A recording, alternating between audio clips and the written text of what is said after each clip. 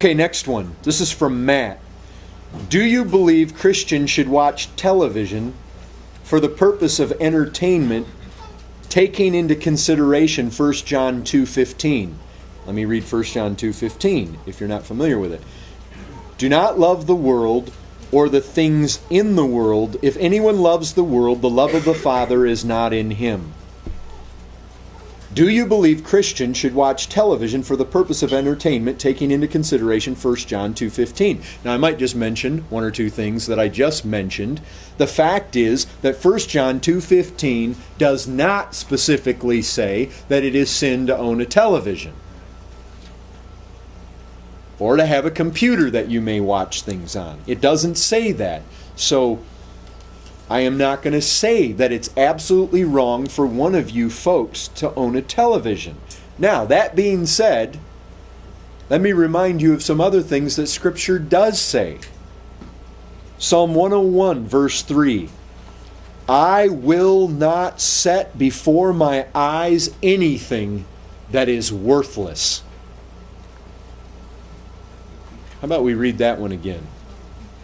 I will not set before my eyes anything that is worthless. If you are in the habit of wasting your time in front of a television with that which is worthless, if it has no eternal, worthless means it has no value. If it has no value for your soul, it has no value for your life, it has no value for eternity, what in the world are you doing sitting there wasting your time that you're supposed to redeem? Hey, I understand when you've worked all week, and I understand when a man wants to come home and he's wiped out and he throws himself on the sofa and he wants to fire up the Martin Luther movie and just fall asleep. And I understand it.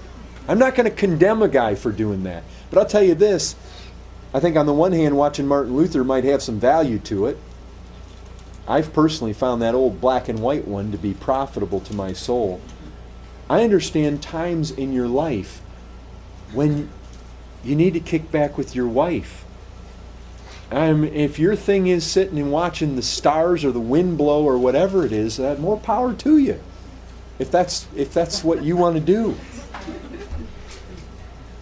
But look, setting things that are worthless before your eyes, that's not a good thing. Psalm 26:4. I do not sit with men of falsehood, nor do I consort with hypocrites. I hate the assembly of evildoers, and I will not sit with the wicked. I will not sit with the wicked. If you're watching trash and filth and wicked men do wicked things on television, what do you think? Do you think that's any different than if the guy's sitting at your dinner table? If you'll let people come in to your home and say things across your television or across your computer that you would not allow them to come in and sit at your dinner table and say, what in the world are you doing? I will not sit with the wicked. Psalm 1:1. Those of you that were there for Sunday school on Sunday. Blessed is the man who walks not in the counsel of the wicked, nor stands in the way of sinners, nor sits in the seat of scoffers.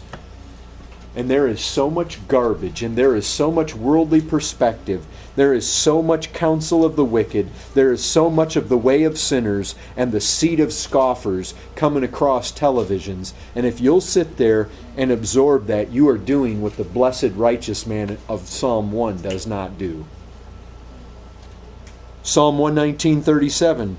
Turn my eyes from looking at worthless things. Now you can't hardly pray that if you'll turn right around and willingly set that which is worthless before your eyes. Proverbs 14:7. Leave the presence of a fool, for there you do not meet words of knowledge. If you've got idiots and fools saying foolish things, doing foolish things, the fool says in his heart, there is no God, living godless lives on television, It says leave that presence. It doesn't say sit there and suck it up. It says leave it. You've got the power of the clicker, folks.